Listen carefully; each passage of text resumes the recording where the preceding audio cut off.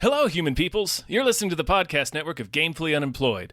To support us and gain access to great exclusive podcasts like Fox Mulder is a Maniac, Tom and Jeff Watch Batman, Star Trek The Next Futurama, and our latest show, Spiel Boys, head over to patreon.com/gamefullyunemployed. We do game streaming, movie nights with our patrons every Friday night, and you can even commission your own podcast about anything you want. Literally anything, within reason, and we have to do it. You are quite frankly out of excuses not to go visit patreon.com/gamefullyunemployed. That's patreon.com/GAMEFULLY unemployed, which is spelled like it sounds.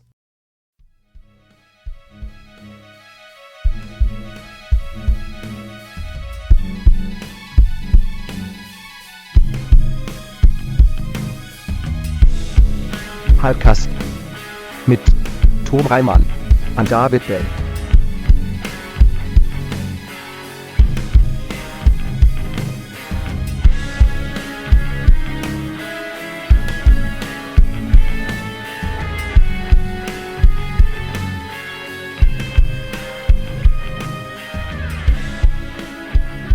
Hello, everyone.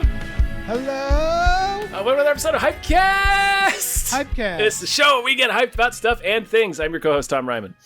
I'm your other co-host, David Bell. And it's me, Alex Schmidt. Wow. Hey! It's Alex! It's Alex, you guys! Yes! In the moment I decided to sound surprised, it's me, even though I'm me. I don't know if that works. But that was my process as an actor. I'm Alex? Thanks for being on the show, man. So excited to be. Thank you, guys. This is my favorite way to get hyped. It's very good. Yeah. Statistically Your speaking, favorite way? the best way to get hyped, I think. Yeah. It's the cheapest way, too. Like, Certainly, yeah. It helps you be hype on a budget. Yeah. Yeah. No. Yeah. Caffeine, drugs, they all cost money. We're hype thrifts, is what we are. Yeah. Yeah. Yeah. If this was an article, there would be like a picture at the top of it of all three of us wearing like one of those suit jackets, but it's green and all money print, you know? Like we know money. Yeah. And this is the money way to get hype. Yep. Yep. We're money masters. How are you? How are you? What have you been up to? I'm great. I got married a few weeks ago. Very happy about it. Oh. Hey! Congratulations. Congratulations. Thank you. Yeah. And How's it going? How's being married? it's good. You get to keep being in your relationship and you're also married, and it's awesome. I recommend it to everybody who wants to do it. Yeah, it's great. Okay. That's cool. Any is it like a sitcom? Is there like a mother-in-law or like like you have to take out the trash and you're like, geez. Do you say geez a lot? Mm-hmm. I've talked to a few like older people who I think they have a ball and chain framing of the entire thing, like not even that they're going through that necessarily, just like they like presume that's what it is. And I'm like, are you aware of like the difference between reality and fiction, man? I don't know. Like this isn't. It's one of those where you're like, are you okay? Where you're like, she jailed you. You're trapped. It's like you're trapped forever. And it's like, seems like you might not be happy. Yeah. Don't you generally get into relationships with people you like? Yeah. And like I'm not suddenly Jackie Gleason or something, right? Like it's not a weird the past. Right. It's going great. It's good. Yeah.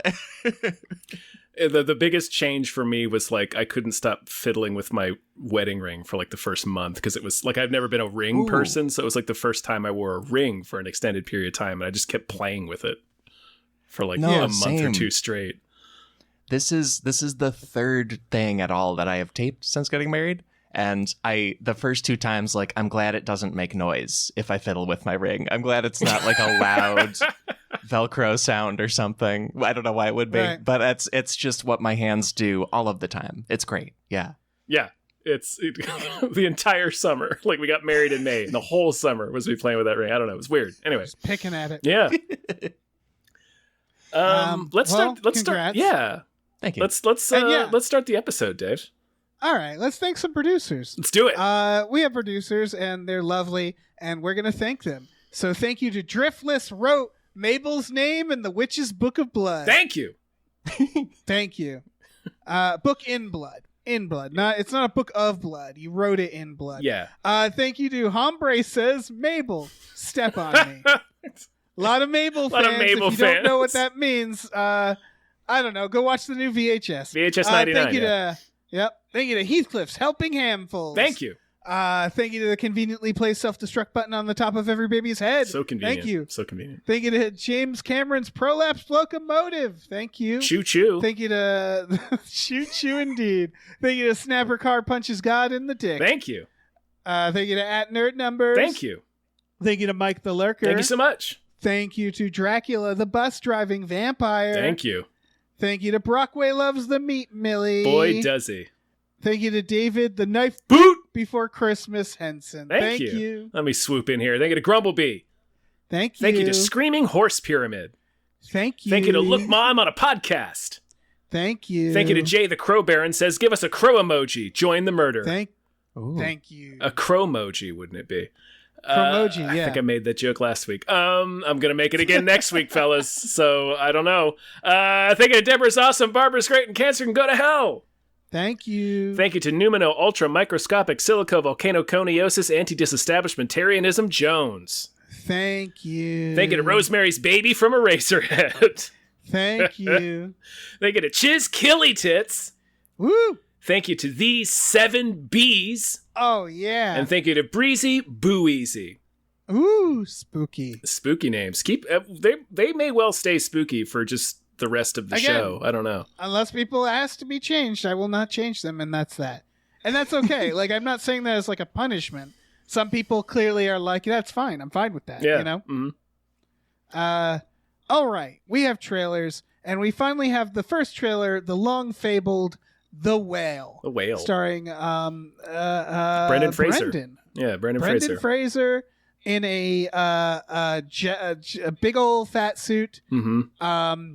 Playing, it's a Darren Aronofsky film about an obese man, and I think that's sort of all it's about, and about like just like their life. That's the impression I get from this trailer. What do you guys think?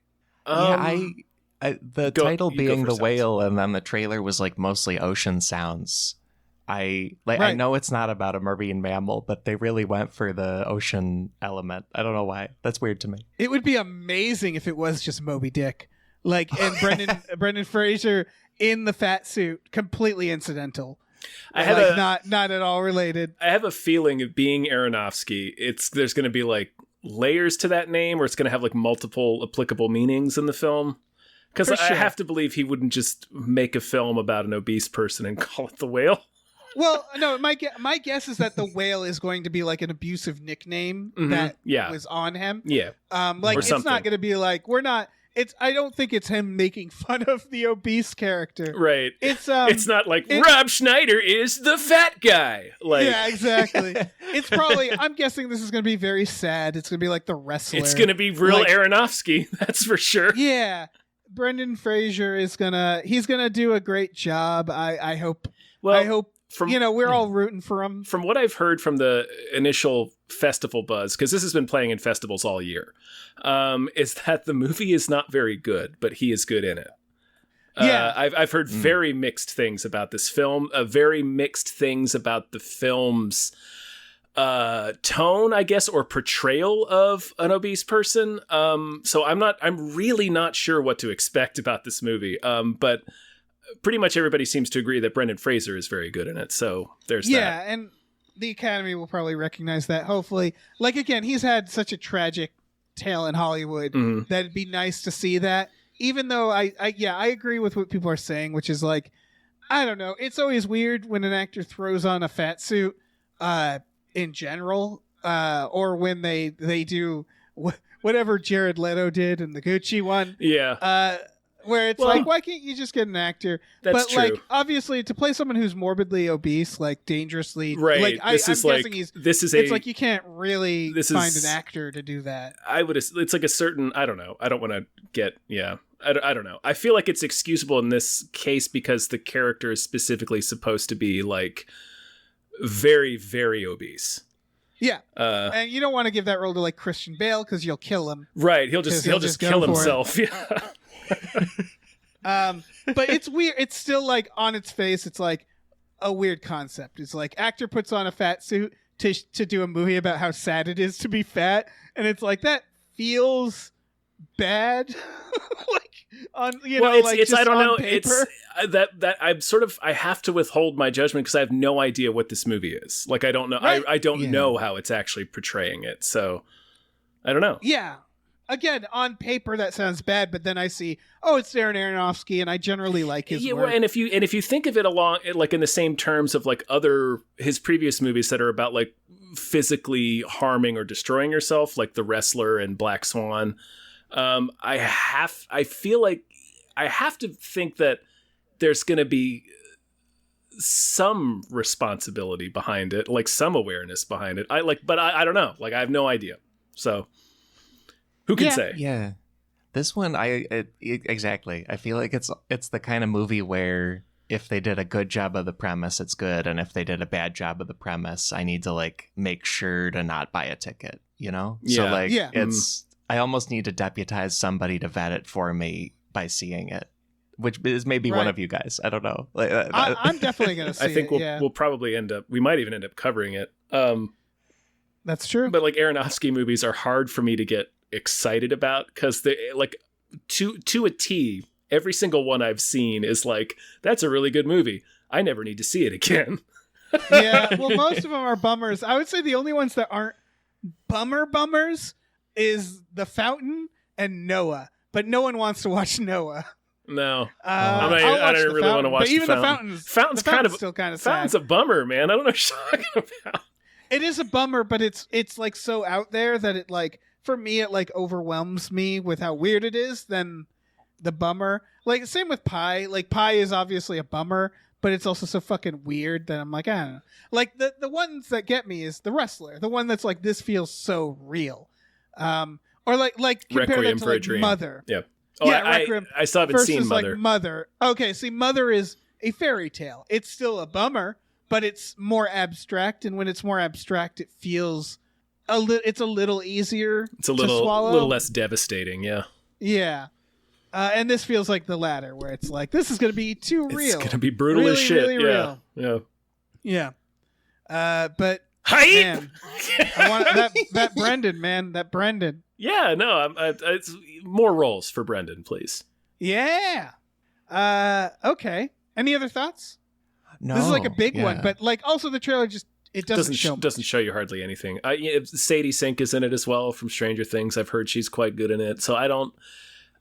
I hope it's good. I hope it's sensitive. What's her in Stranger Things? She's Max in Stranger Things. Yeah, Oh, the Kate Bush fan. Yeah. Yeah, the Kate Good. Bush fan, exactly. good for her.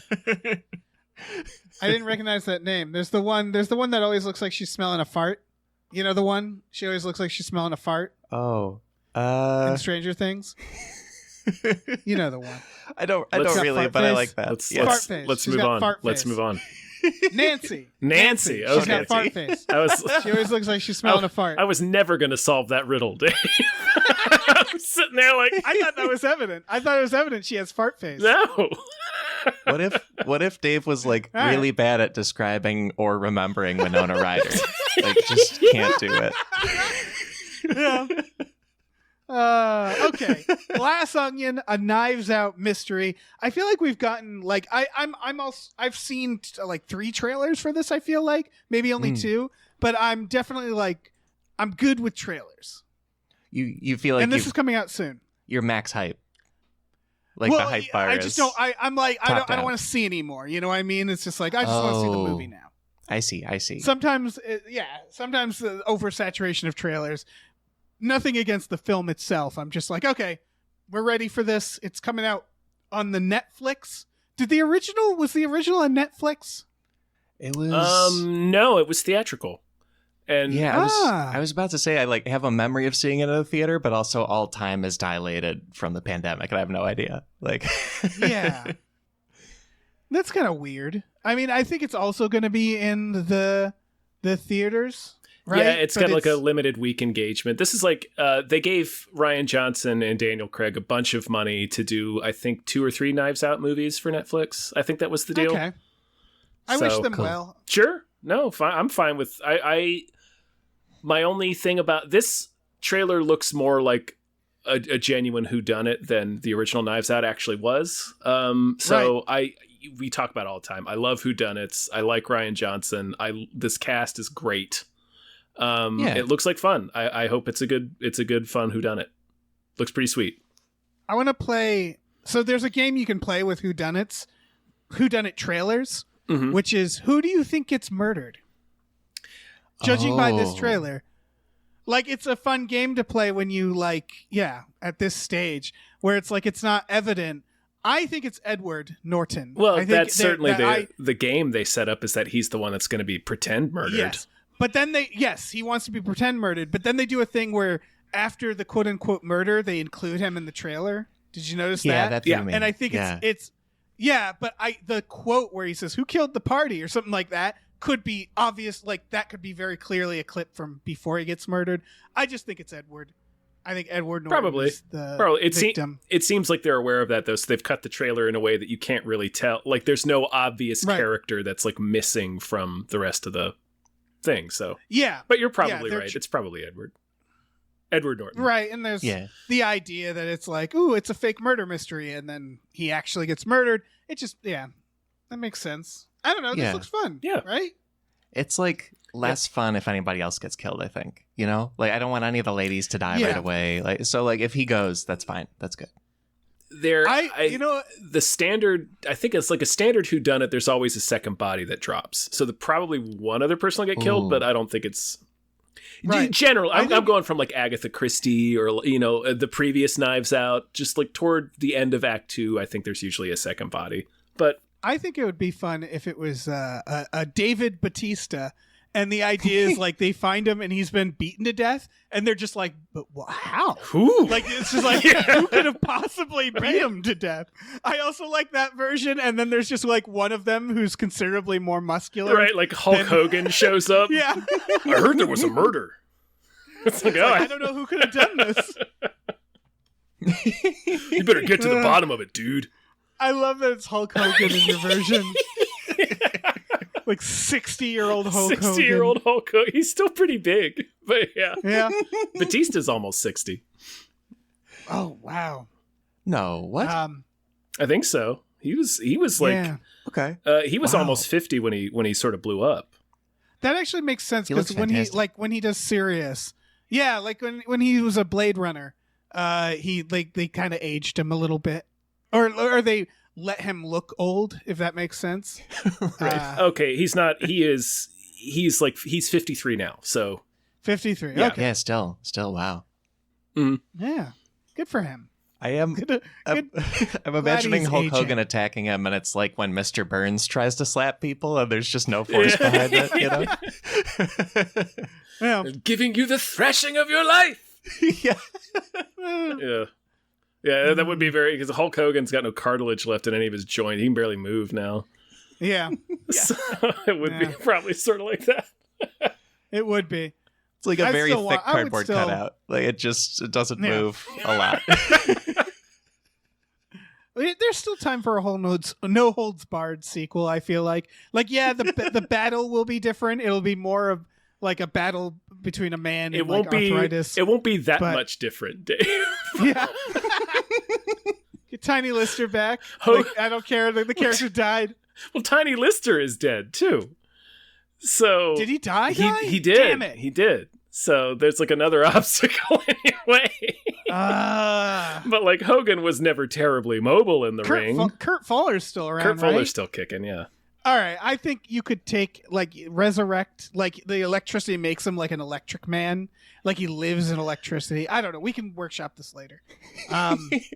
For now, we can talk about this next trailer, which is called Christmas in Paradise. Okay. Okay. So the biggest shock of this. All right. So it's is it Billy Ray? Well, I remember seeing the poster for this, which is Kelsey Grammer, Elizabeth Hurley, and Billy Ray Cyrus standing on a beach. The biggest shock of this trailer is that Billy Ray Cyrus is playing Billy Ray Cyrus. Yes. Also, there's apparently a 2007 TV movie also called Christmas in Paradise, which appears to be the exact same plot, but I'm not sure. Maybe it's a remake.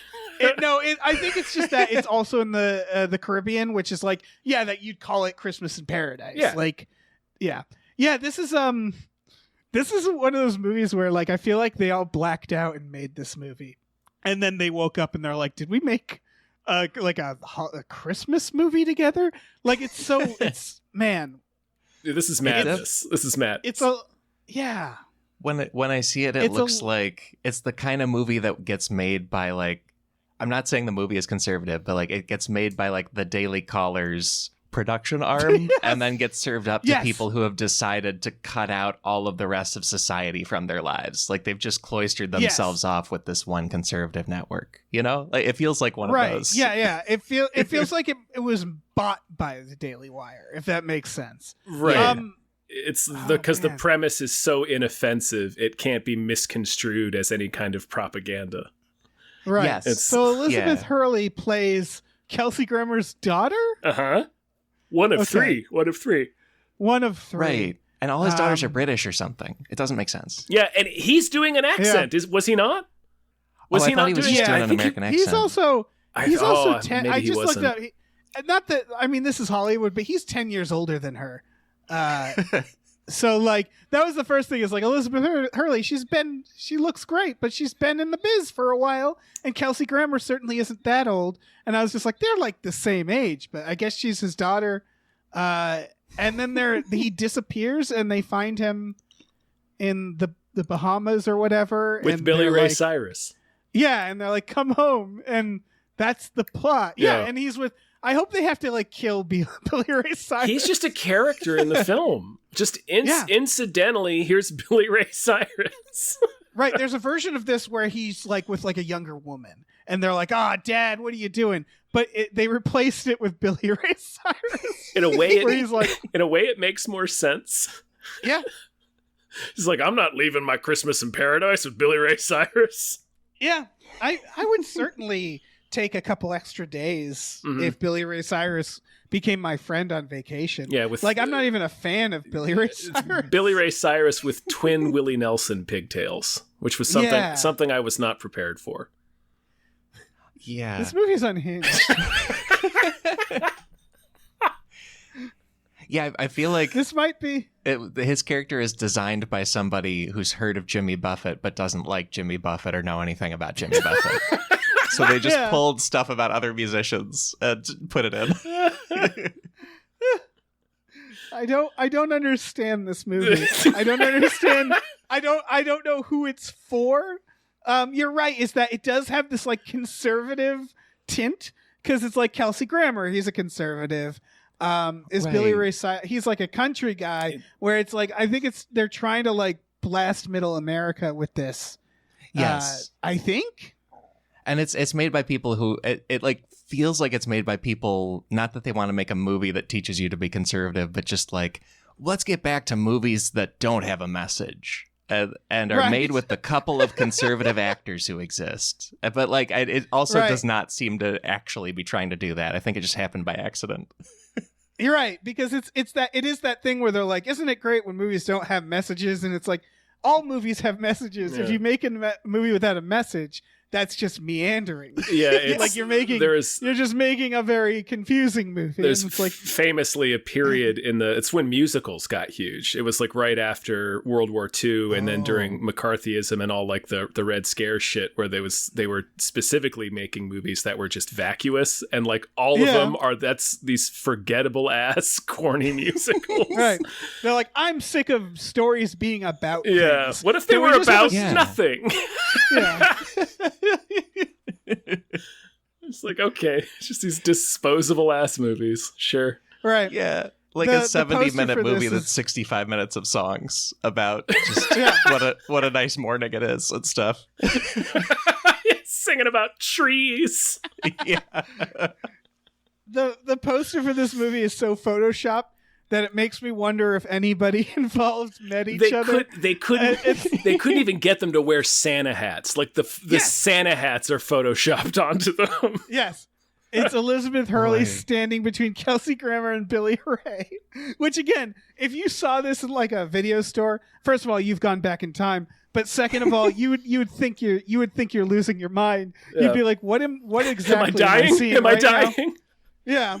And like they're all so photoshopped in and airbrushed.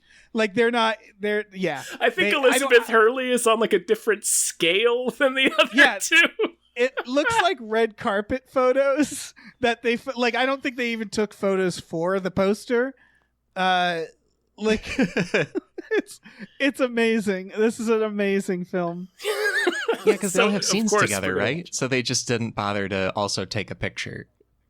Yeah, or I don't know how posters get made, but this was clearly feels like afterwards they're like, fuck. Poster. We forgot a poster. Well, I know, like, publicity photos famously used to be a part of these productions. I say famously because you see like they'll get circulated on social media every now and then. It's like, oh, hey, this is kind of fun. They took all these photos.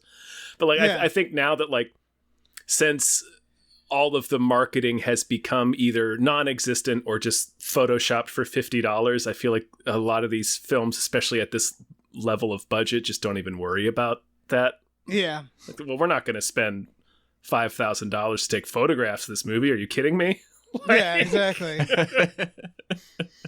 How long has Kelsey Grammer been Bruce Willising?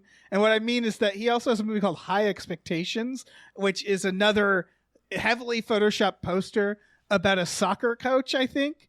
And it also looks like he is not involved too much in it. Like, and that came out.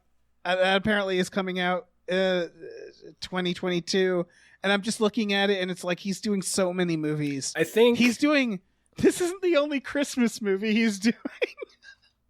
He's doing the 12 Days of Christmas Eve, a TV movie. Oh, hell yeah. Well. Hell yeah. Yeah. I think, isn't he like Ric Flair? Doesn't he have like 5 ex-wives? Yeah, I'm guessing he needs the money. Might have something to do with it. It's got a lot of alimony. Yeah. Oh man! Oh, Kelsey! Oh my God! So, the TV movie he's doing, the 12 Days of Christmas Eve, a successful businessman gets into a car accident on Christmas Eve, and Santa gives him 12 chances to redo the day and repair the relationships in his life to find the true meaning of Christmas. So, I guess Santa, when you die, Santa's there.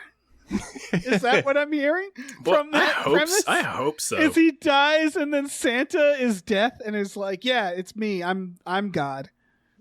And you get 12 shots at repairing your life. Amazing. I guess the cosmology is like God is real but super checked out. Like not coming to the office anymore, not dealing with the day-to-day. Like he's just foisted his work onto Santa. He outsourced it to Santa. This is part of another pattern that I don't know if people know about, which is that the way there's so many straight-to-DVD horror movies, if you look it up, it's the same premise with holiday movies. There's like thousands of straight-to-DVD holiday movies. And someone's watching them. Oh, yeah. Because they all exist. Mm-hmm. Yeah.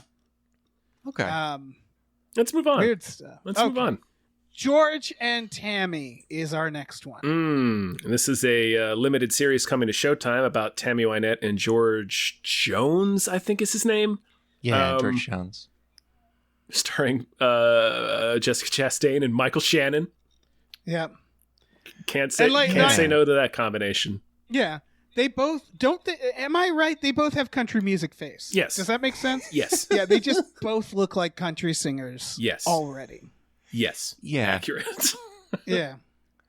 And I know like this is from I know both these singers a little bit, and like Michael Shannon has a really distinctive face that is not George Jones's face. I struggle a little bit with it. That like George Jones has a much plainer, flatter face than the cragged berms of Michael Shannon's face, and it's fine. Michael Shannon played Elvis. Oh right, he did. Elvis Meets Nixon.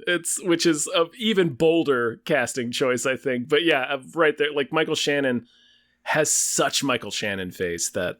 Yeah, he can't help but be Michael Shannon in every role he's in, but that's fine because he's great.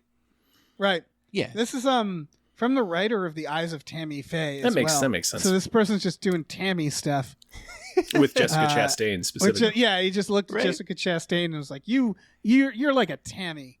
and he's not wrong. But yeah, I mean, if I was into this, like these people, this looks interesting, right? It's the little I know about the story is pretty nuts. Like I think they divorced and got remarried like 2 or 3 times. There was this whole thing where she like probably faked her own kidnapping. It's kind of a crazy story. So it at first blush, it might not seem like it's like, oh, it's another like so many of these music biopics are just about like addiction. And it's like, okay, like how, and that is definitely a component of this story, but like there's more to this story that I was like, oh, okay, I see why they would make this into a mini series. So something batshit is going to happen. Yeah, it's just it's a lot of, like I said, she probably faked her own kidnapping. There's like she might have faked a burglary in her house. There's crazy stories around these two. Okay. So yeah, that's right. Cool. And it does. I don't know. I don't know if it'll be like emotionally satisfying at the end. I don't know what the how the arc finishes, but there's like stuff for sure. Yeah. Yeah. That's interesting. This was originally supposed to be Josh Brolin, and he dropped out, and that's you get a Michael Shannon. You get a Michael Shannon. He looks more like George Jones to me. Yeah, that makes sense. Yeah, I think that's a step up though, right? Oh, I think so. Brolin to Shannon. Oh yeah, I think so. I think Brolin. I like to think so. Brolin probably gets a little more buzz. Like I don't know. Yeah, I have no other thoughts about this. This is so out of anything I would watch. Mm. It looks fine. Yeah. Yeah. Well, let's talk about this next one, Chevalier. This is based on a true story, although it seems to have like violin battles. Yeah, it looks I don't know if that actually happened. Looks pretty sweet. Yeah. Yeah, this looks like it's like based on a true story and then made more awesome is my assumption. It's about a composer who is the son of an African slave, and he rises in French high society because he can play instrument good, and everybody is super white and racist around him, as they would be. Mm-hmm. Yeah. It overlaps. I don't know much about this historical figure, but the story overlaps with the French Revolution. You got Marie Antoinette running around in there. Right. Yeah. I don't know. Looks good. It's the person making it is the producer of Watchmen and Lost, and I'm just like, huh. Is there going to be like a time travel element or a mystery? No, I hope so. The mystery box around the French Revolution.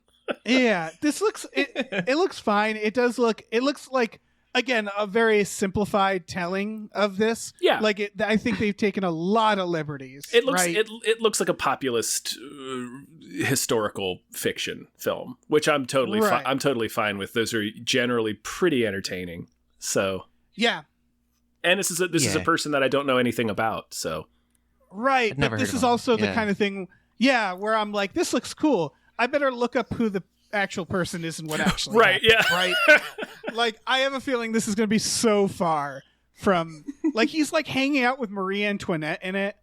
It's just like, I don't know, man, but it looks well done, and like Minnie Driver is playing like super racist. She's playing a real Minnie Driver character. Yeah, a lot of real racist honkies in this, so that's fun. Yeah, if I understand the trailer right, the guy also has a romantic subplot with some lady in the court, and it might have been Marie Antoinette. All the ladies kind of blended together for me, but that is wild if true. It's two different actresses who are both playing characters named Marie. Yeah. Oh well. And again, they're all like snooty. They're all snooty French racists. So like. And they all got those wigs. Like, I don't know, man. It's really hard. It's really hard to tell. It's tough. It's real tough.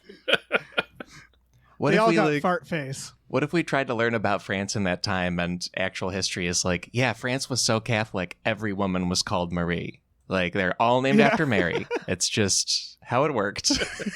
And they're all wearing the wigs. So they really does look the same. Also, the main character's name... it can't possibly be Joseph Bologna, but that's what I'm reading. That's how I'm reading the name.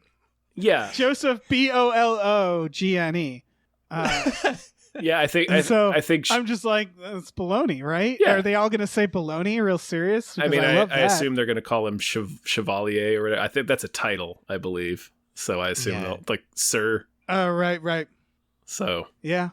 Yeah, I'm I'm sure this is the Wikipediaing joy him. of English people trying to pronounce French. It's actually beautiful. But yeah, Joseph Bologna sounds more fun to me. Joe Bologna. Joe Bologna.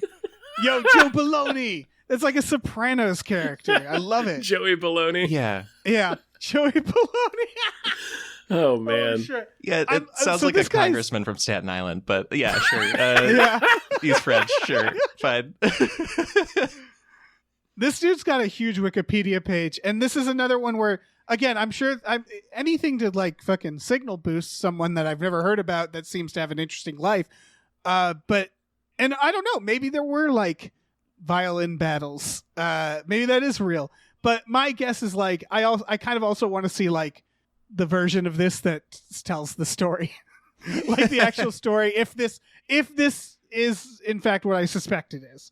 Maybe it's extremely accurate, but like the trailer makes me think I hope so, otherwise. man. He fucking slays that one dude in a violin battle. Yeah, Just assassinates him. he really does. Yeah. Uh, Let's move on. all right. Kindred is this next one. This is a show? Yeah. It's what's going on here? It's time travel? Yeah, it's like this lady is having like flashbacks where I guess, judging from the title, she's like jumping back into a past relative, or it's like back in colonial times. And just stuff keeps getting compoundingly creepy from there is what it looks like. It looks kind of like that movie Antebellum that came out. I was about to say, it feels like there's like 6 of these movies that came out. It is, I'm reading it. She is pulled back in time to a plantation, which is, that's a nightmare. I see why this is a story that keeps being told recently.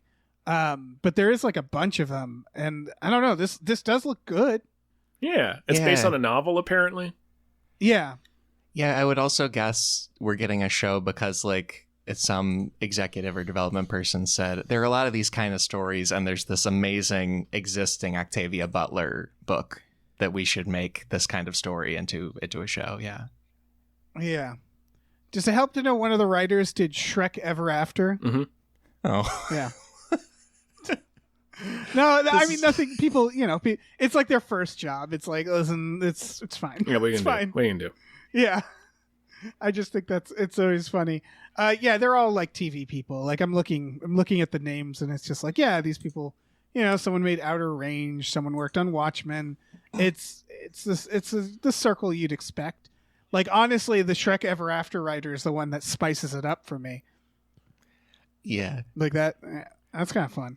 But it does. Yeah, I mean, with there being an adaptation, it makes me want to read this book because I haven't read this book, but I've read a couple other things by that author that were awesome. She has a story called Bloodchild that is some like really haunting science fiction, really interesting. So the source is probably great. Yeah. Ooh.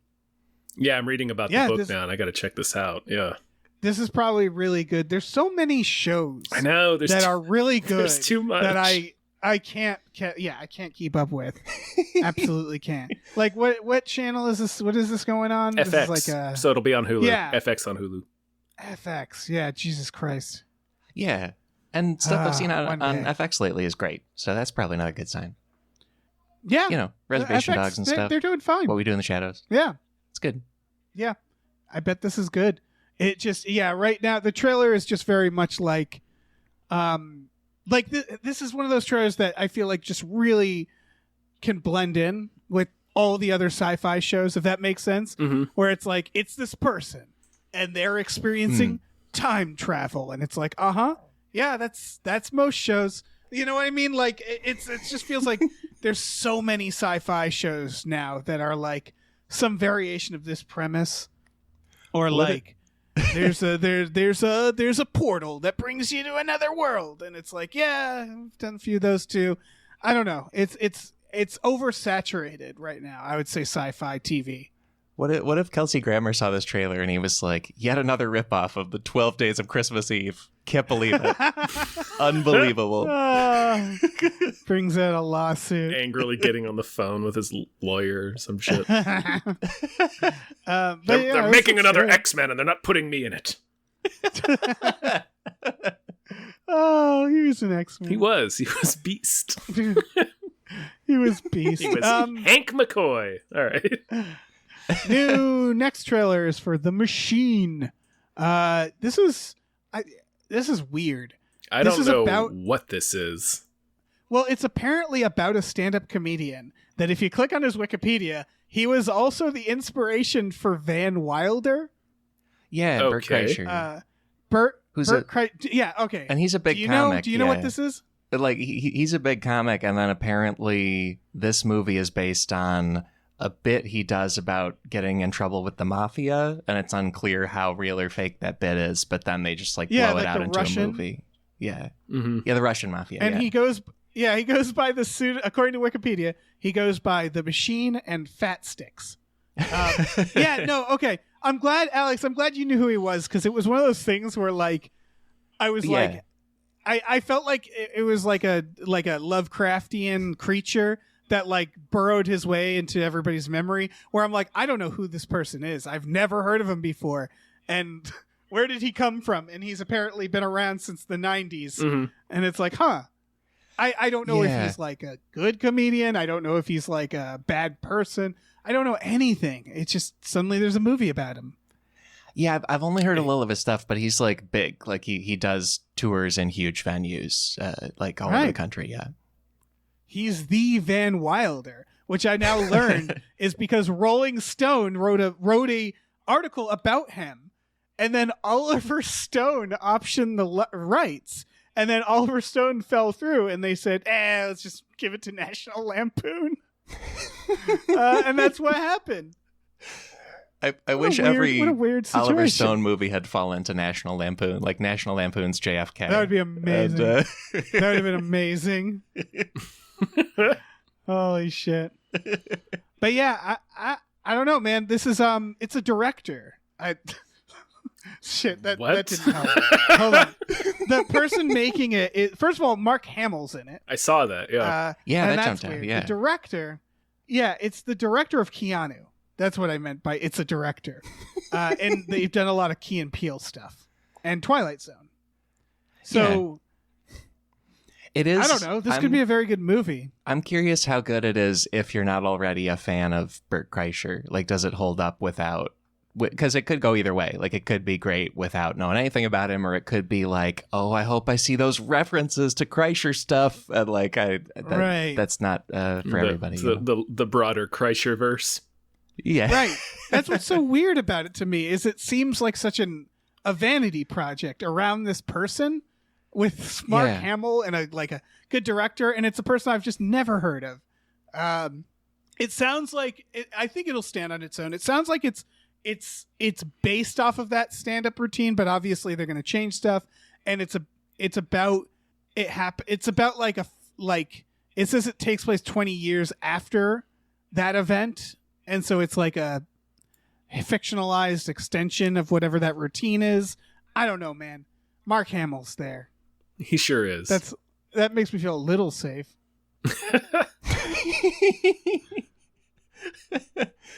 Right, he's the most powerful Jedi Knight. Of course you're safe. If any Sith try to come in when you see the movie, he'll just take him out. Yeah. All right.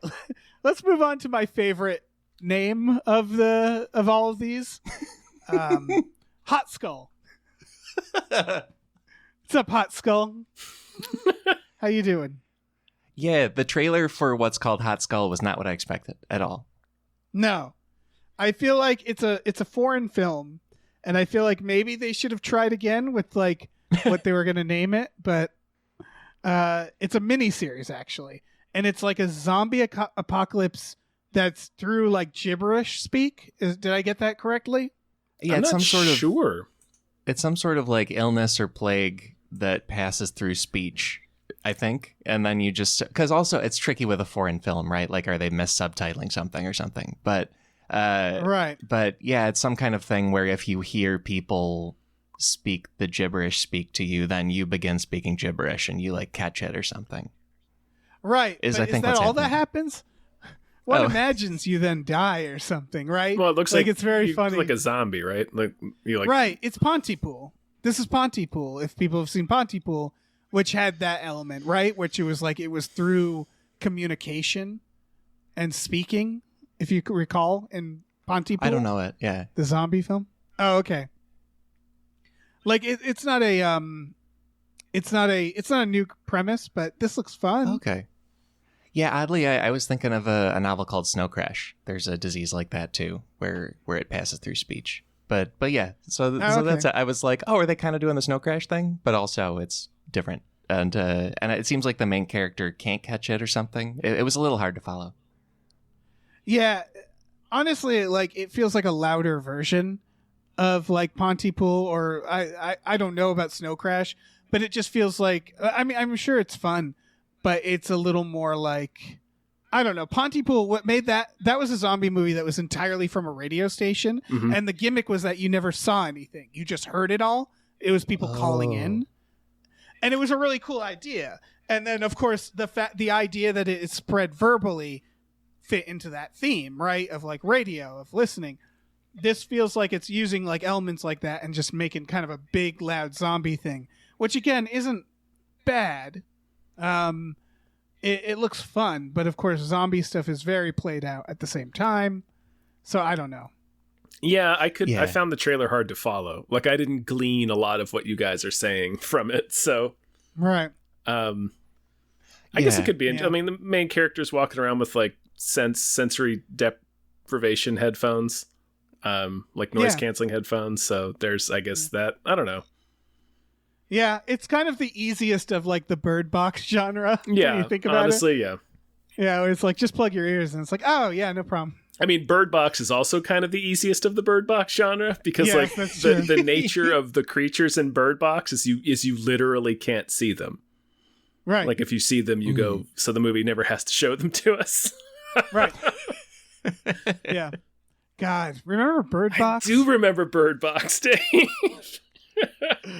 Oh, man. Yeah. All right. We've been creeping up on it. Oh, sorry. What were you going to say? Oh, no, I didn't see Bird Box, and I think I won't see this. I think I'm not that into this kind of movie. Like, A Quiet Place was just That's okay. fair. You know? I'm not that into this kind of, like... Yeah, I agree. I don't, like, I think it's just a weird gimmick, and these all, like, don't listen or cover your ears, or, like, they all kind of rub me the wrong way. Right. But We've been listen. We've been waiting for it. It's here. We're up to it. Let's talk about Mindcage. This is I literally so excited for Mindcage. Yeah, I was so confused. Fucking Mindcage. I'm so into this. It's like Silence of the Lambs or Copycat. Sure. Except the Clarice character is played by Martin Lawrence, and that was immediately jarring.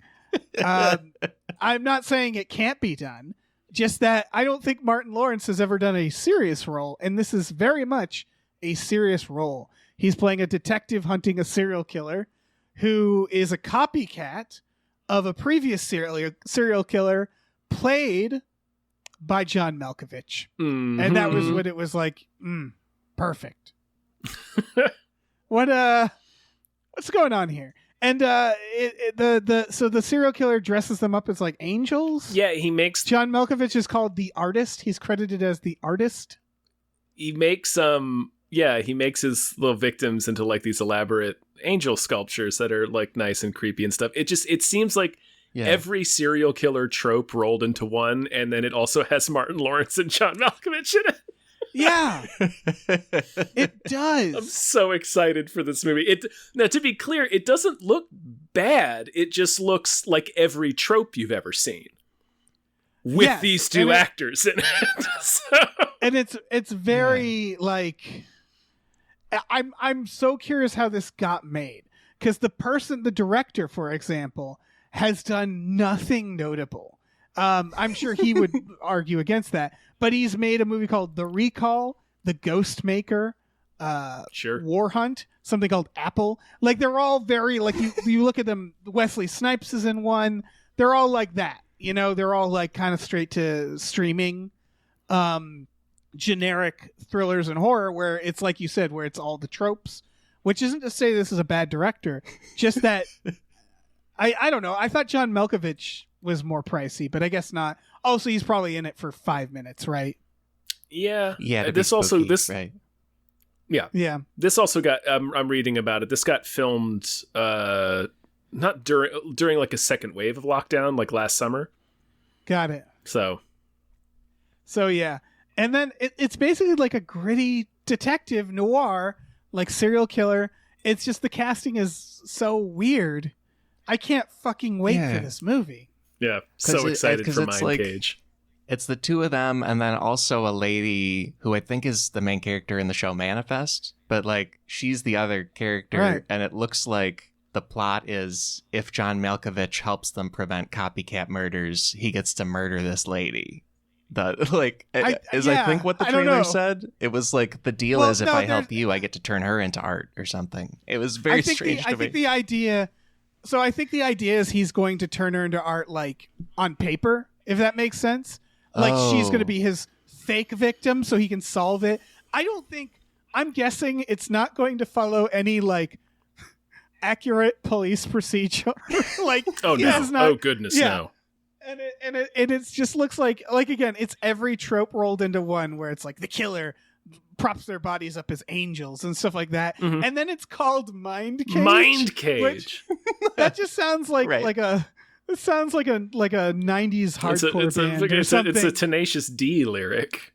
Yeah. With mind bullets. Yeah.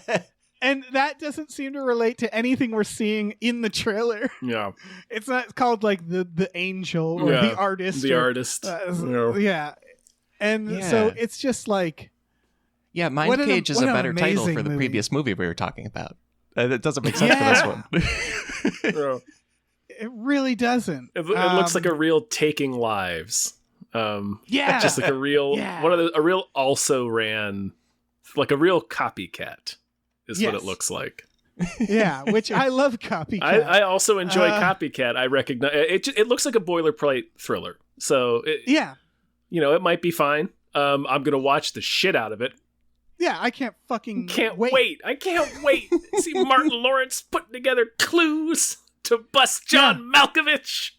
It's coming out. It says it's expected December. Sweet. So gather the family around for the holidays and watch this. Yeah, gather the family, gather Billy Ray Cyrus around the tree. I was just scrolling through the credits, and there's someone called Billy Ray Estes, and I freaked out for just a second as I started to read that and what if? Yeah. Holy shit. He's still wearing a Santa hat. He's playing Billy Ray Cyrus again. He's just playing himself. Yeah, Malkovich's character is like, I love fine art, and the greatest fine art is music. And then, Billy Ray Cyrus comes in and starts playing. Don't tear my heart. Holy shit. This movie is Billy Ray Cyrus. Yeah. I'm gonna watch this, and this to me is in that same Kelsey Grammer Christmas movie where it's like, how did all of this come together? Like, I get that the people in it are like gettable, like it's not like it's Tom Cruise in this, but it still feels like a how did these people all find each other situation. Right. It's still that's why I pointed out the lockdown thing, because it still seems like Martin Lawrence has just come off a big hit with Bad Boys for Life. Obviously, John Malkovich is John Malkovich. So it seems like that would be maybe a little pricier than what this production looks, but I don't know. Maybe they were just bored. I don't know. Maybe this movie is better than this trailer looks. It honestly might be that, where they're just like, listen, I have a gap. I need something. Mm-hmm. Papa's got to eat. So fuck it. Mindcage. All right. Yeah. All right. Final trailer. Jonathan Wick, Chapter 4. Jonathan Wickus. Yeah. The fourth. Bill Skarsgård. Right? He's got a duel with Bill Skarsgård at the Eiffel Tower. Yeah. What a premise. Oh my God. I love the John Wick movies. This looks fucking great. I'm so excited. I don't. This movie could have been anything, and I love that they just keep expanding the mythology and the lore of the John Wick universe. Yeah, it's. I know this puts the bar low, but it's nice to see something that isn't Mission Possible 20, like where it's like this is technically like an original thing. It's very simple, but Right. it's like, yeah, I keep it going. It's nice to see new franchises, I guess. Yeah. That came from nothing. And like this, I don't know, Alex, how many John Wicks have you seen? I've seen the first one, and it was fun, but I haven't seen the following ones. Yeah.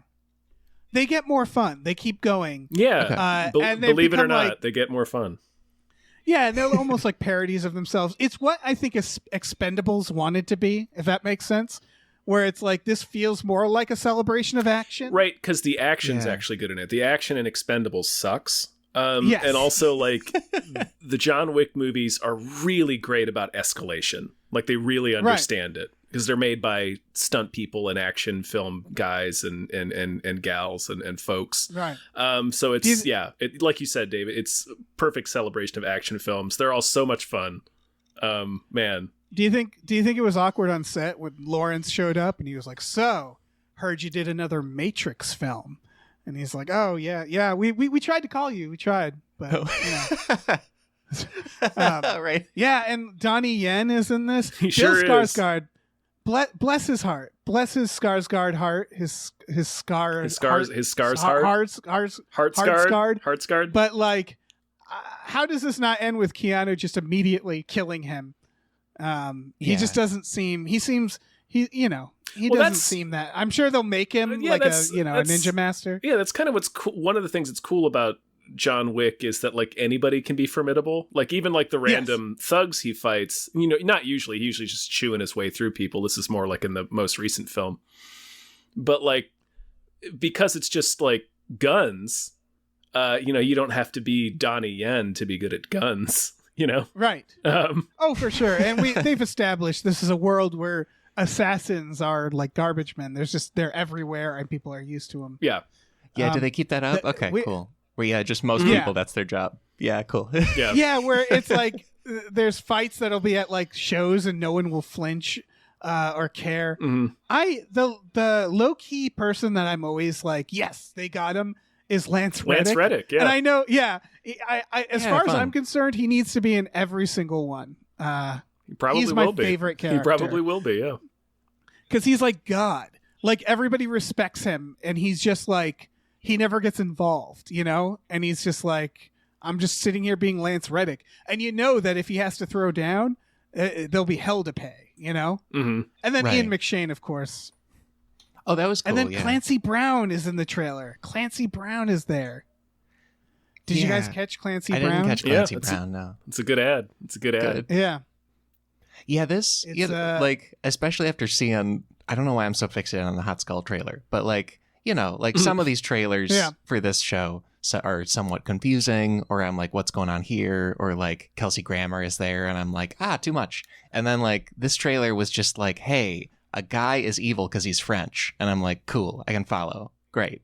Like, Right. I understand. The villain is a French guy who's a villain because he's French. This is very simple. This is a basic situation and I can process it. Oh, yeah. I mean, that's what's great about it is that it all started from like, you killed my dog. Mm-hmm. Yeah, that movie did you guys, really jumps off after that. It's just like, okay, time for the movie. Like, cool. Yeah. Scott Adkins is in this. Was he in the others? No, this is the first Scott Adkins Beautiful. role. Universal Soldier Day of Reckonings, Scott Adkins. Scorpion's in it. Hiroyuki Sanada. Oh, fuck yes. Yeah, man. Yeah. I love that they get action, a bunch of good action This people. movie's gonna go pretty hard. Yeah, and then they always get like random ghouls as well. Your Clancy Browns, where it's like he's not like he doesn't know kung fu, but it's like throw a gun in his hand. It's Clancy Brown. Like he's the Kurgan. Right. I don't think he can't fuck shit up. No, they're action ghouls. Where like they're no stranger to being like playing like the rich bad guy in an action film. Yeah, or something like that. Like, and they feel fitting. So it's like it brings together like action stars who are like can actually throw down, and then the Schwarzenegger type action trope where it's like just like like you said, anybody could be a fucking badass. Mm-hmm. I want to see more balding henchmen. Oh yeah, yeah. Give me some balding ghouls. Yeah, and also honestly, give me Schwarzenegger. Put Schwarzenegger in a John Wick. Just fuck it. Maybe that'll be the next one. I don't know. He'll be like the king of the high table or whatever. Yeah. Fuck it. He doesn't even have to do action. Yeah. The characters are already in Europe, right? That's where Schwarzenegger's from. Right. Easy transition. That's where he lives. Yeah. He is European. Yeah. I mean, it's John Wick. The trailer looks great. So excited. March is when this comes out. All they have to do to keep making John Wicks is to not change a thing. That's it. And they just have to look at all they have to think about actually is like with this director, whenever he goes out in public, he should be constantly thinking like, could I kill a guy with that? Could people fight on that? Like so that's it. And just like keep thinking about it. That's all. It's his I know that it's the two guys that were his stunt people in The Matrix, and I think they just keep trading off each movie. So that's probably what they do, since they sort of made their living being action stunt guys. Right. One of these guys was in a library one day, and he was just like, "Oh, I need a pen and paper. I got to write some shit down." Yeah. He kills a guy with a book in a library in part 3. Alex, you got to watch it. It's incredible. Wow. That's not what books are for at all. And well, it is now. It is and now. He doesn't just kill him; he kills him in a way that makes you go, "Oh, fuck!" Like it's that. Also, it turns out it's this. It looks like it's the same director for every single one. John Wick 1, 2, 3, 4. Chad Stahelski. Yeah, and he's going on to make Highlander, Ghost of Tsushima, and whatever. Man, I can't talk. And then like 20 other films. And I'm really happy. I really want to see whatever Highlander is, because like. I mean, they've been threatening to make that movie for about 20 years now, so we'll see. Henry Cavill is rumored. It's just like, make this the Highlander that we get, right? Because that's great. Oh yeah, these guys doing sword fighting? Yes. Yeah, give me that. Yeah. Give me that right now. Should we move on? Let's do it. Stories? Let's do it. All right. Well, first of all, some more thank yous. Big thank you to Glitterous, CFO of Michael Shannon's Chocolate Factory. Thank you. Thank you to Davey, the Ghost of East Las Vegas, Francis. Thank you. Thank you to Oh Great, It's That Guy. Thank you. Thank you to Chester's Prophet. Thank you so much. Thank you to Definitely Not Guillermo del Toro. Thank you. Thank you to Brian, who Tom knows. Sure do. Thank you to Bob Grenville. Thank you. Thank you to Steven. Thank you. Thank you to Han Toomey, the Confused Cyborg. Thank you so much. Yeah. All right, let me swoop in here. Thank you to Asking Seven. Rest in peace, Michaela. You were the best of us. Thank you. Rip Michaela. Thank you to Evil Ed 209. Thank you. Thank you to Manischewitz Maltov says economic solidarity is the path to paradise, comrades. Thank you. Thank you to Tiger Doors Pratt Thompson. Raindrops keep falling on my head. Thank you. Thank you to Dan Hackroyd. Thank you. Thank you to Cody Johnson's Time Machine Noise. Thank you. Thank you to Pete Vorpagel. Thank you. Thank you to follow viral TikTok superstar Jason Pargin on TikTok and buy his new book. If this book exists, you're in the wrong universe. Wow. Thank you. Thank you. So the CEO of WB is doing a real Musk right now. He's he's whenever he talks, everything he says, it's like, oh, you got everything wrong. He recently said that someone wrote the quote down here. Oh yeah, we haven't had a Superman in 13 years. We haven't done a Harry Potter movie in 15 years. Yeah, and he's like, we need to do more franchises. That's why everything is going wrong. We need to suck the bone marrow out of more stuff. Like how? First of all, those numbers are just wrong. Yeah, it's not accurate. Really bugged me. That's not. Yeah, like we did a Superman movie 10 years ago. If you're talking about just Superman, but like Superman was just in the Justice League Snyder cut that they just put out last year. They literally had a Fantastic Beasts movie come out this year. So I don't know what the fuck this dude is talking about. He literally, he wants, it's so funny where he's like, he said he wants to work with J.K. Rowling to make more Harry Potters. How could you have your fingers so off the pulse where you're like, you know who we need to tap? J.K. Rowling. Everybody loves her, right? Let's get her involved. I think this dude he came from Discovery. Zaslav, I think is his name. He's really into like reality and stuff that has very little overhead. And I feel like people at this level of making money don't use social media. At least most of them. Yeah. So he probably has no idea. It's a bubble. Yeah. WD is such an amazing example of a bubble. Yeah. We recently covered Gremlins 2, and there's actually some more news coming out about the WB merger stuff. Mm-hmm. And so I've been like thinking about it a lot. And it's like, it's always kind of been in it. Like, WB is clearly the villain in Gremlins 2. Yeah. And then just like last year, they were name dropped by multiple movies as the villain. The Their Matrix, own movies. their own movies. The Space Jam. Like, artists keep like looking at the camera and being like, hey, you know what sucks? Warner Brothers. Yeah. And they are making a Gremlins 3, by the way, which I'm sure is going to completely... They said... they apparently said the star of Gremlins, what's his name, said that they want to... Their new Gremlins 3 is going to, quote, ignore Gremlins 2 because they don't like it. And it's like, man... Fuck you. Yeah, exactly.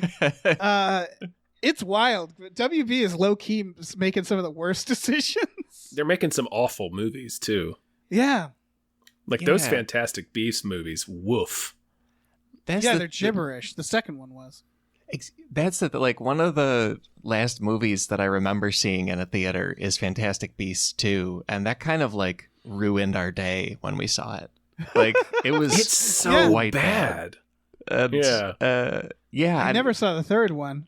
Didn't see the third one. Yeah, learned my lesson. Yeah. But yeah, like I feel like this guy is somehow not aware of what they have already been doing. He's just like, our new idea is the exact thing we're only doing. Like, okay, cool. Yeah. Again, it's a real Musk. It's like it really is. Where they're like, I'm taking over, and here are my ideas, and they throw out all the things that's like, oh, so the worst ideas. Like this is just what they've been doing. Right. It's like so many executives do this where it's like, I've got a list of 10 ideas and it's 10 ideas, 10 of the worst ideas you've ever seen. 8 of them are ideas that they were already doing. Yep. Yeah. So, it reminds me, not to get too political, it reminds me of Ben Shapiro after the midterms being like, Republicans have to focus on not frivolous things like the culture war. We need to focus on the culture war. And it's like, oh, wow, you almost got it. It's just like, yeah, it's not working. So let's do it more. Let's do it harder. Yeah. Yeah. Yeah. That's what this is. And with this guy, and also with the example you picked too, but like with this guy, I feel like he's also picking a strategy that requires the least day-to-day labor from him. Like I feel like all these franchises are already in progress and happening and just being made, so he can be like, my new idea is stuff people are already doing. Long lunch, you know, like yeah, yeah. It's like, oh, how convenient that the solution is the easiest road. Yeah, and requires you not to do any self-reflection or change anything. How easy is that? You know, that's what it is. Right. Like, my goodness. It's bleak. It's going to be bleak when we get more Harry Potters, when they're like tapping Daniel Radcliffe and like dumping money on his lap. Fucking luck. I don't know if I was going to say, I don't know if he'd do it. I don't think there's any amount of money. Why would I don't know. Why I don't would know. he? Why would he want to get? Especially if like J.K. Rowling is attached to it again. Like, why would he want to get? Yeah. He made all his Harry Potter money. Now he's making all of his fuck around movies, like his weird movies, his Elijah Wood movies. His Elijah Wood, yeah. Maybe if they give him so much money, he'll be like, "I'll be in one for 10 minutes." Like I would salute him for that. If he was like, "Look, they gave me 20 million and I worked for like 3 days." I'd be like, oh, yeah, sure. Go make your freak movies now, you weird freak. Mm-hmm. I love you. Yeah, I don't know. This is like bleak news for Warner Brothers. And just the way they've been, stuff disappearing from HBO Max and from every other streaming outlet, so it effectively doesn't exist anymore because they're not doing physical releases. They're squashing their animation divisions. They're canceling so many projects. It's bad. It's like really bad.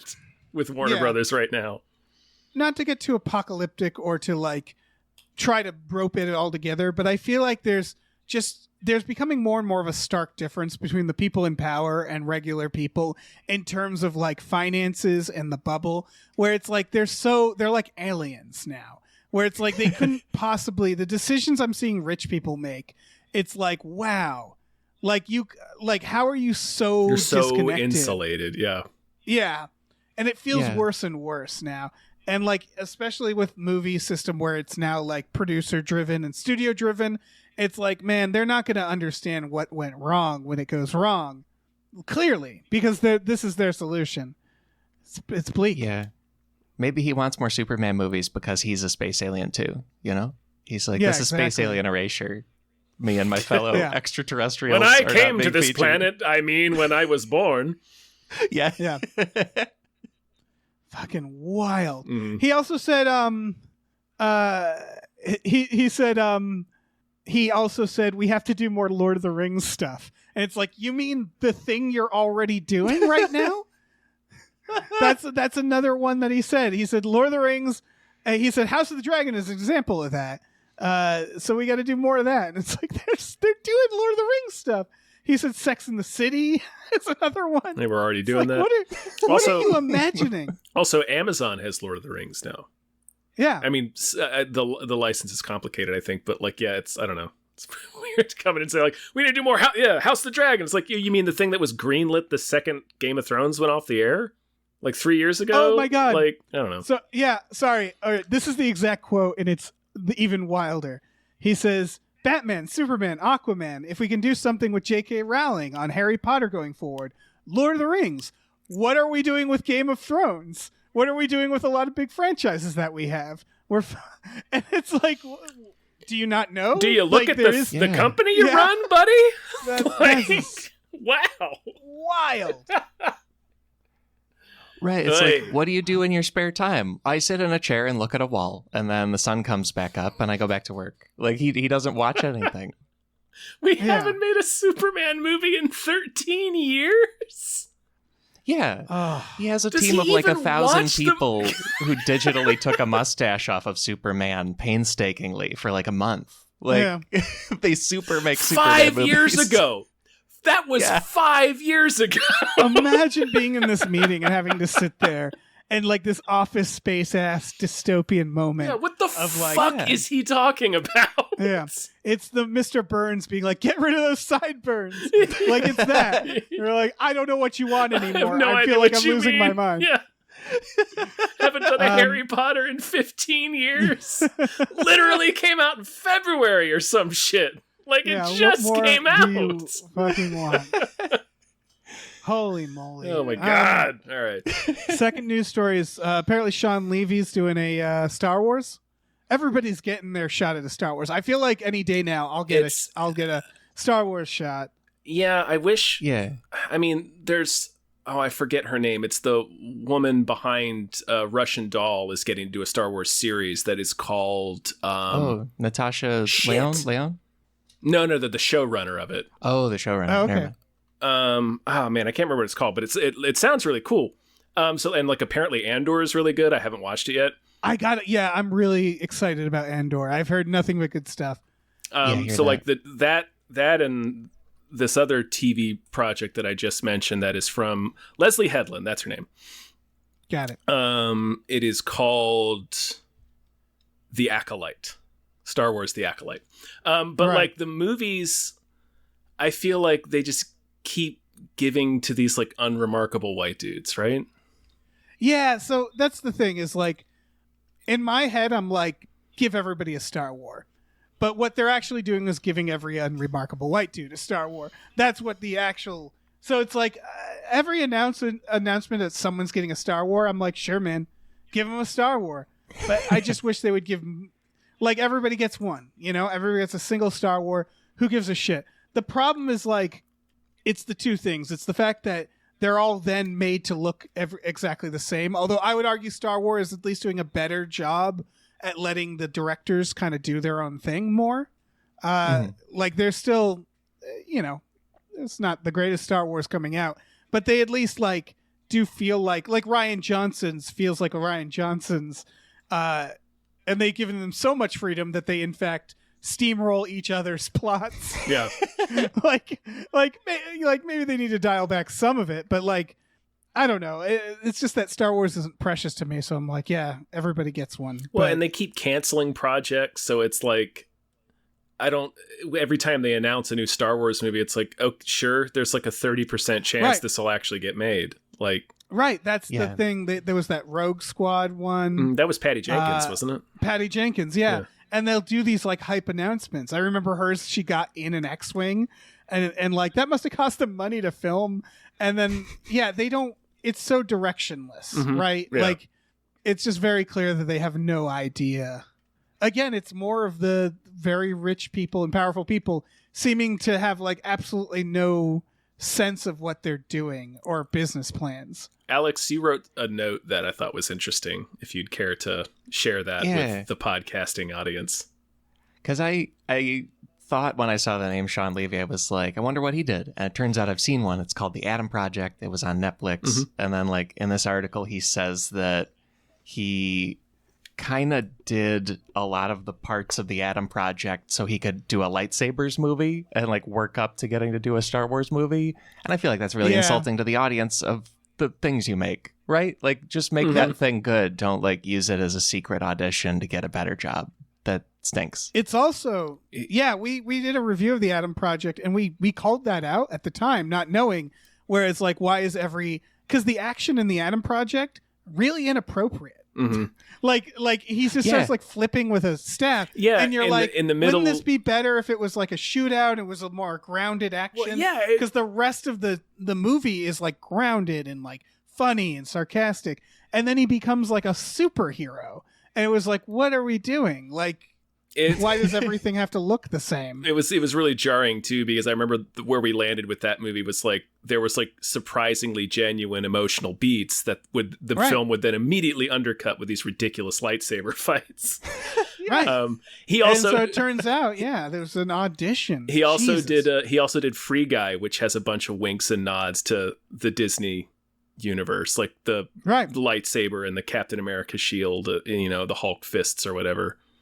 So it really feels gross. It's just like, is this just like a fucking reel? Are you just putting together a reel that I spent $20 to watch? Yeah, if I was Netflix, I'd be like, what the hell, man? Stop auditioning for your next job. We paid you. Especially that Adam Project movie, like, what, 100 million people saw it? Like everyone who has Netflix or something? That's a lot of people spending a chunk of their lives observing this thing that you should have just like put on a disc and mailed to one executive, right? Like if that's the goal. Just shot the sequence. Yeah. And I would argue the Adam Project it got what they needed, and it's a movie that's forever designed to kind of just vanish. And it's for the reason of like we talked about this in the review, is like, you ever watch a movie from like the 80s and like it's good, but then there's something just like really 80s happens where you're like, ooh, that's such an 80s thing. Yeah. That's what that felt like to me, where it's just like, you'll watch, like years from now, people will watch the Adam Project and then laugh when the lightsaber shit happens, and they're like, "Oh, I know when this was made." Like it's such a of its time, fleeting, dated type of action that it's like so silly and so out of place for that particular movie. Mm-hmm. And now learning, that it was done in the most cynical reasons. Yeah. Of just, it's a bummer. Yeah. Ben, there's a thing Sean Baby and Brockway and others are doing, and Tom, you write for him. You didn't know about it. It's called 1-900 Hot Dog, and I've been writing there about like the things Pierce Brosnan did right before he got to be James Bond, because I think a lot of them were secretly just him auditioning to be James Bond, and then they hung a movie around it. So like he didn't have to pay for some kind of photo shoot or film shoot where he does the action. Let me tell you, Alex, I've been enjoying the shit out of that. Yep. Thank you. The Death Train was the most recent one. There's Death Train, and there's one called Live Wire, which is where there are terrorists who create a bomb, which is just you put a drop of it in water and then people explode if they drink it. And like those are so bad, I'm enjoying the film, but like most of the elements of the movie, it's just him clearly waiting for the Bond producers to let Timothy Dalton go and then watch this and know that he can take over. Like, that's all that's going on. I love it. I feel like if an actor can get away with it, it's a little less insidious because it's like, I didn't write the movie. I didn't direct it. That's I'm true. Just picking the movies that I'm just it's still very funny. Padding my resume with action thrillers so they'll think of me as Bond. Yeah. Oh, and people should read Tom's column about Carnosaur 2. Carnosaur 2, a dinosaur movie that is ridiculous. Oh, thanks, man. Yeah. Oh, yeah. Well, that's it for news. Yeah, let's name some more producers. Yes, let's. Big thank you to Del Griffith, the shower curtain fella. Thank you. Thank you to the Midnight Patron with Patrons at Midnight. Thank you. Thank you to Exploding Runes. Thank you so much. Thank you to Andrew Howe. Deck the halls with blood. Thank you. Mixed messages, mixed holidays. Thank you to Vincent. Thank you. Thank you to Rev MD. Thank you so much. Thank you to Bootler, Boodleson. Thank you. Thank you to Tux. Tux. Thank you to Ricky Cilantro. Thank you. Thank you to Norm from Cheers. Norm. Thank you to No One Can Hear You Scream in Space, McNulty. Thank you. That's a really good one. Yeah. All right. Thank you to your mom. Thanks. Thank you to Nolan. To Be Stark. Harold Mayton recommends 1989's Haunted Lawnmower Jaws ripoff Blades. Thanks. I watched selections of it. It is literally that. Nice. It's Jaws but lawnmower. Yeah, they do all the same. They do all the same beats, Dave. Amazing. Jeff, the lawnmower thank you to Jeff was auditioning to play a shark, right? Like the lawnmower exactly. is like that's my dream. It was auditioning to play the lawnmower in Goldeneye. Thank you to Jeff May's gas station toaster pastries, now available at gas stations near you. No gas stations near you. Oh, okay. Thank you to AJ. Thank you. Thank you to Tip Drizzle. Thank you. Thank you to Cube 2, Hype Your Cube Burrito Mouth. Thank you. Thank you to the Ghost of Dave. Ghosts are already spooky, but I forgot about Halloween Thomas. Thank you. Thank you to Aaron Booser. Thank you. He didn't actually ask me to do that. Yeah, but you did it. I did it anyway. You went rogue. Thank you to Christopher Robert Sparks, Esquire. Thank you. Thank you to Mackenzie Fuck Shuffling with Willem Dafoe's confusingly large dick. Chill. Thank you. Thank you to Funky J. Mostly comes out at night. Mostly. Thank you. And thank you to Pie Guy. Pie Guy. Dave, before I ask you a very important question, Alex, I need to ask you if you've seen, and I'm sure you have, because I'm sure we looked at this in at least one crack writers meeting, the clip. I don't remember what Pierce Brosnan movie it is, but it's the movie where he has a very outsized reaction and says, "Well, then maybe you shouldn't be living here." Have you seen that? Have you seen that clip? Because I'm going to send it to you right now. That sounds familiar. It doesn't ring a bell, and I'm excited to watch it on a loop for the rest of the night. Oh, man. Everybody just look up Pierce Brosnan, maybe you shouldn't be living here.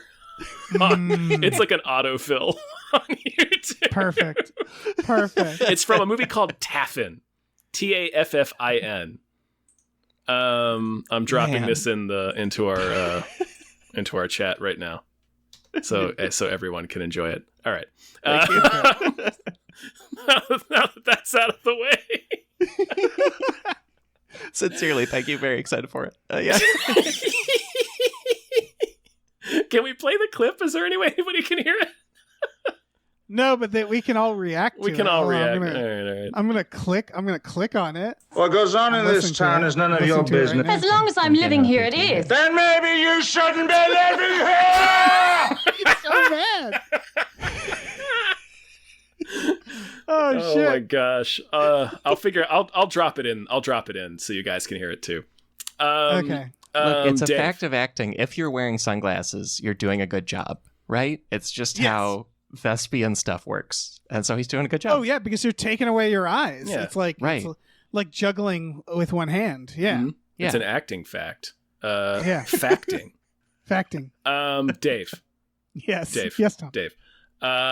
We've had fun. We're having lots of fun here. Yeah. But I need to ask you a serious question. Okay. Do you have a movie that deserves more hype? I do. And maybe you shouldn't be living it. Okay. I was hoping for that. This is an interesting one because I wasn't entirely sure about how I felt about this, but it felt like it needed to be talked about. This is called The Forest Hills. You might have heard about this movie, but not actually heard about it because it did make the news. In that it is the return of Shelley Duvall. She has been gone for 20 years from acting. And so that's why it made the news. You probably remember her on Dr. Phil, where she very much was talking about suffering from mental health issues. And the interview itself was rather unhinged. So like my first thought, which was like Shelley Duvall's being in a movie again, I was like, is she doing all right? She of course is, you might know her from, The Shining and Popeye and probably some other movies. So she's a famous actress from classic movies that vanished. I looked into it and it seems like she's doing okay. And in fact, the Dr. Phil interview was considered very exploitative because it's Dr. Phil. Yeah. She struggles with mental health, absolutely. But the way they kind of portrayed her it's more dire. She lives in a small town in a community that is very protective of her, and she seems happy enough. And she is in a movie called The Forest Hills. She FaceTimed to be in it. I don't think she's quoted to just say she's very excited to be back and she had a lot of fun.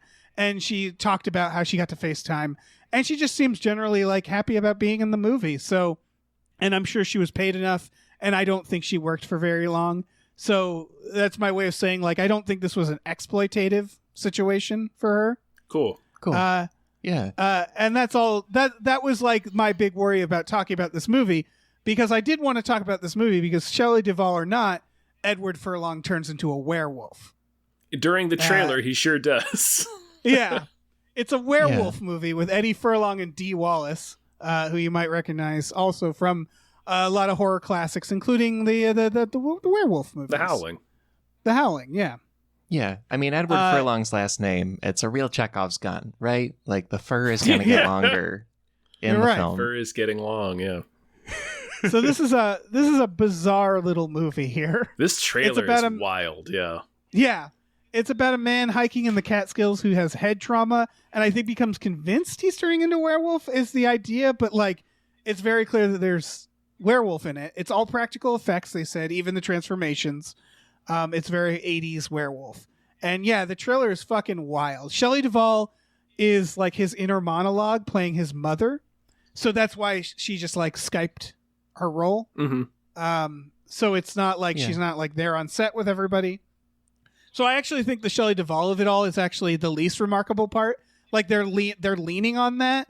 But honestly, if they were just like, here's an Eddie Furlong movie where he becomes a werewolf, I'd be like, oh, it's Brain Scans Eddie Furlong. Yeah, I'm in. It's not even like he's clearly not the main character. So he's not. No, it would be about here's a werewolf movie that Eddie Furlong is in. It's mostly about this other guy. But this does look good. It looks trippy. It looks like it's playing with like the delirium sort of confusion that would go with turning into a werewolf every night.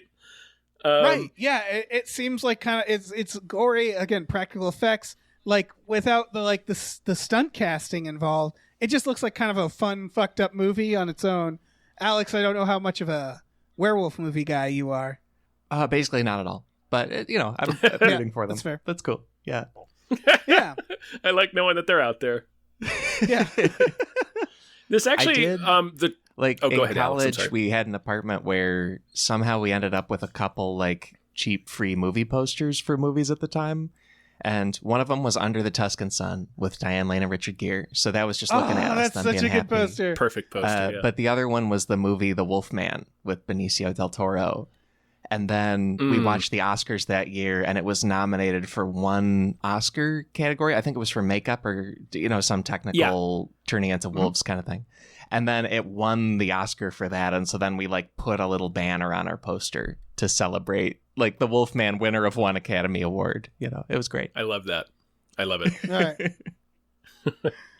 Yeah. What I was going to That's say, my whole Dave, is the relationship. tone. Yeah.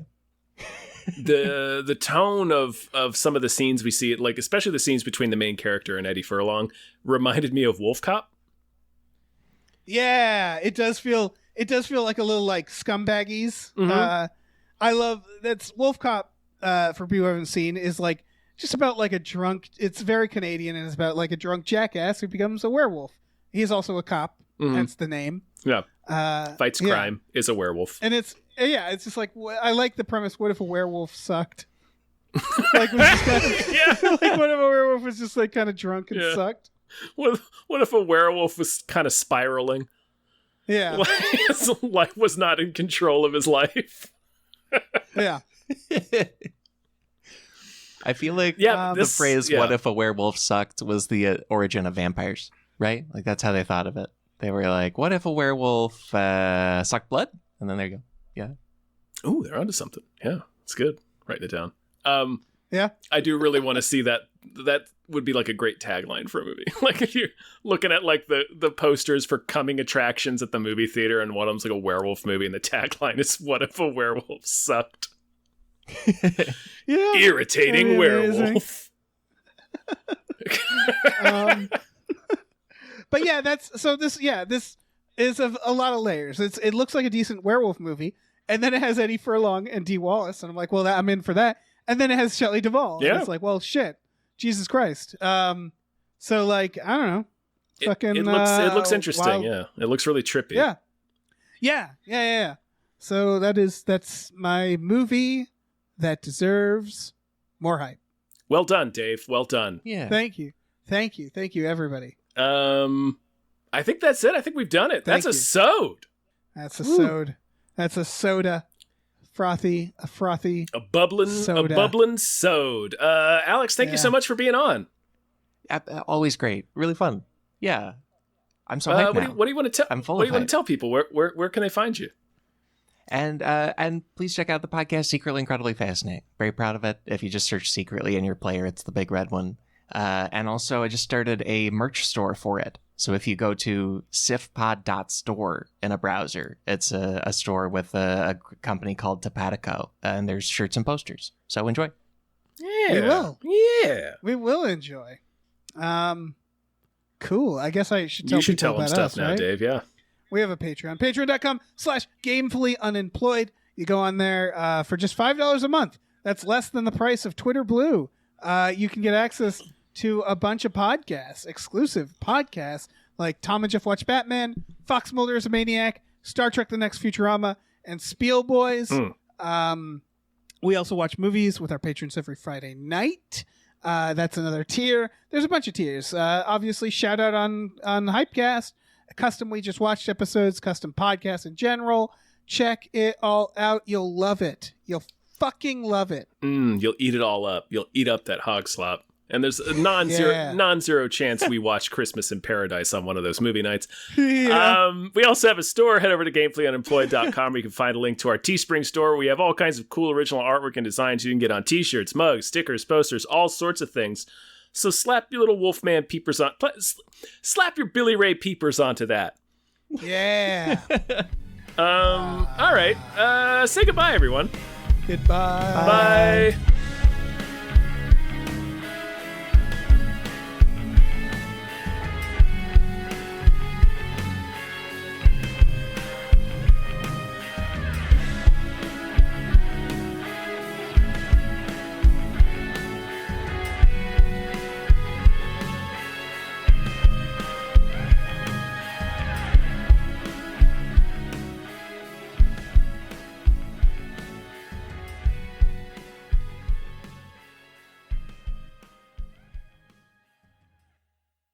Our music is produced by Chris Corlew. You can follow him on Twitter at @thecorlew, Corlew, and find more music at shipwreckedsailor.bandcamp.com. Our artwork is produced by Justin Brown. You can follow him on Twitter at @JustinTBrown, and find more of his artwork at artnessbyjustinbrown.com and justinbrown.info.